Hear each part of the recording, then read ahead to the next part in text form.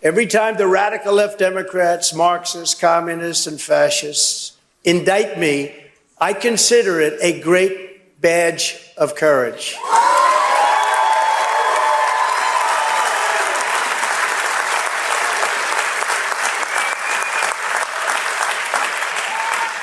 I'm being indicted for you, and I believe the you is more than 200 million people that love our country. They're out there, and they love our country. The disgraced former president appearing at the Faith and Freedom Coalition, surrounded by an audience of far-right and Christian nationalists, sycophants, basically. Now, the thing that excites me the most about this conversation that we're about to have is the fact that we now are getting into the realms of insanity. Not that we weren't there in the first place, but to have a guy who clearly has no faith, who cares nothing for the Bible or for Jesus or for Christianity or Catholicism or anything, has no interest in it. That is not his world. His world is big business and money and ripping people off and surrounding himself with some of the worst characters in history, the Roger Stones, the Paul Manaforts, even the Jeffrey Epsteins. That's who Donald Trump is. And for some reason, he's been adopted by these Christian nationalists and their desire to kind of project him as the second coming, as the Messiah. And he knows this full well, so he will just lie his way through a routine. It's like a stand-up routine for him to perform in front of these people. It's not based in truth. There's no soul. He doesn't really believe anything that he's saying, but he knows that he doesn't really have a choice because his back is up against the wall and he's nervous. He's indicted. He has more indictments coming. He basically is up against the wall.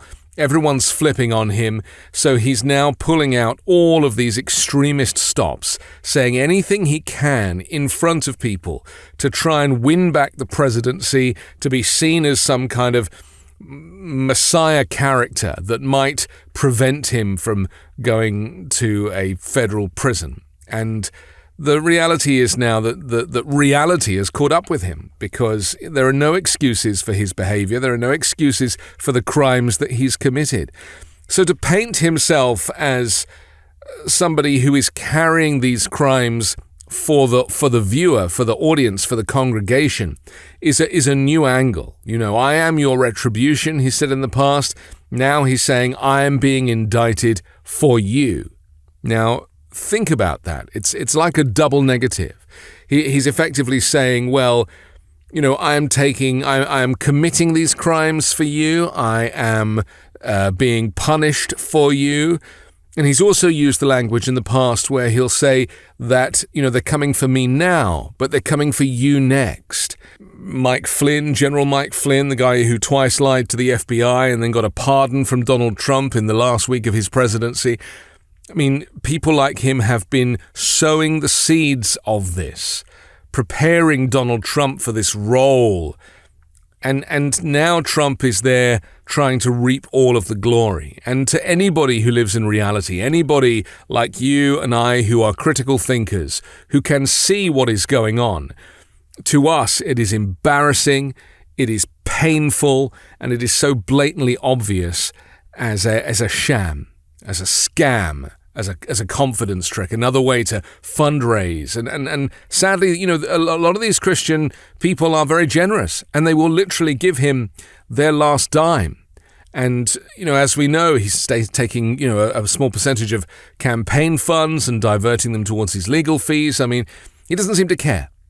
So here we have a disgraced former president who is so desperate, who is so up against it now, will stop at nothing, will say anything, no matter how much it brings down the United States. He is burning it down. Because, you see, we rely on public figures to maintain a modicum of decorum. It's the decorum that keeps the system functioning. And the moment you have a loose cannon or somebody who's like out on their own, who's given up on the system and just wants to just run with it and, you know, cause chaos, that is when you get the collapse of the democracy. And that is what he wants to do. And that's the guidance that he's getting from Steve Bannon and from Roger Stone and from all of the people that have been giving him advice over the years. And these are people who themselves are flawed criminals.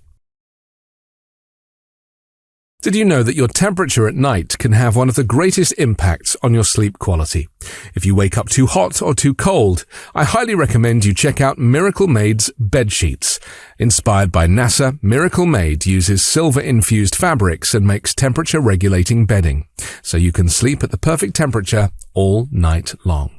Using silver-infused fabrics originally inspired by NASA, Miracle Maid sheets are thermoregulating and designed to keep you at the perfect temperature all night long, so you get a better sleep every night. These sheets are infused with silver that prevent up to 99.7% of bacterial growth, leaving them to stay cleaner and fresh 3 times longer than other sheets. No more gross odors.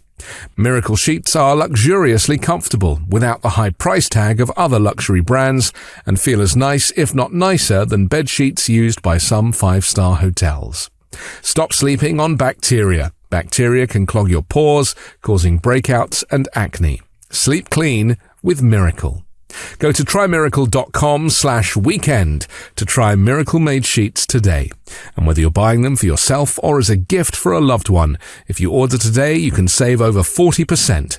And if you use our promo code WEEKEND at checkout, you'll get 3 free towels and save an extra 20%. Miracle is so confident in their product, it's backed with a 30-day money-back guarantee. So if you aren't 100% satisfied, you'll get a full refund. Upgrade your sleep with Miracle Maid. Go to trymiracle.com/weekend and use the code WEEKEND to claim your free 3-piece towel set and save over 40% off. That's trymiracle.com/weekend to treat yourself. Thank you, Miracle Maid, for sponsoring this episode. And just think about what's happening to the United States now as Donald Trump goes on these tours, doing his best to get out in front of as many people as possible, and including fringe groups. He is just desperate for any support, both for fundraising and to give the impression that he's more popular than he is. He is not popular. It is a small kind of faction of the voter who thinks that Donald Trump is the Messiah, and it is not the majority, and he did not win the 2020 election. All of this has come about because he refused to concede. He hates being told what to do. He wanted to keep those documents as mementos or to use as leverage or compromat. And he now has been caught. And in the process of being caught, he is on the run. And he will blow up as much of the American democratic system as he can on the way to the courtroom. And we have to be very aware of how dangerous this individual is becoming. The wheels are coming off. And don't expect this to get better. Don't expect him to learn any lessons. Don't expect him to put his tail between his legs or to admit liability. He's going to keep lying. He's going to keep fundraising. And he's going to stop at nothing until the system is on its knees. Until America has crashed and burned. This whole world is on fire. This world is on fire. Before I even arrive at the Oval Office, I will have the horrible war between Russia and Ukraine totally settled. I'll have it done in 24 hours. I say that, and I would do that. That's easy compared to some of the things, but I'd get that done in 24 hours. I know them both. As the Bible says, blessed are the peacemakers. See that? I will be your peacemaker. I was your peacemaker.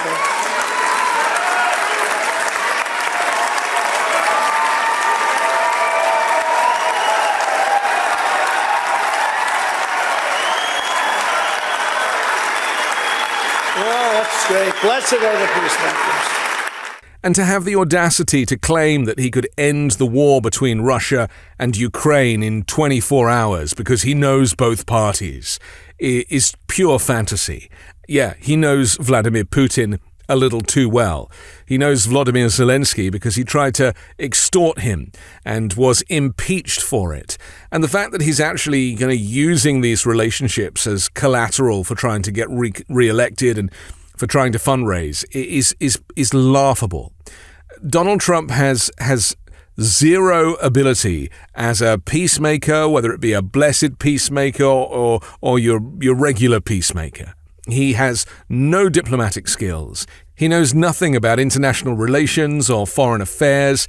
He is the last of the diplomats. He really has zero diplomatic skill or ability. And so to paint himself as this kind of deal maker or peacemaker, again, is pure fantasy. And he knows it. I mean, you can see in this speech that he is sad, he is struggling. He needed to be put up in front of a crowd that was going to scream and celebrate him and applaud. And he's just trying to find some kind of inner strength to continue, considering that he really is now completely desperate and running out of options. And he knows that the Justice Department is catching up with him and that they have enough evidence, including recordings as well as a whole bunch of people flipping on him, who will be the reason that he will end up in a penitentiary, whether it be a federal prison or house arrest at Mar-a-Lago. I'm Anthony Davis. You can hear me every day on the 5-Minute News podcast, on Wednesdays on MAGA Uncovered with Ron Filipkowski, and on Sundays hosting The Weekend Show with MeidasTouch. Hey Meidas Mighty, love this report? Continue the conversation by following us on Instagram @MeidasTouch to keep up with the most important news of the day. What are you waiting for? Follow us now.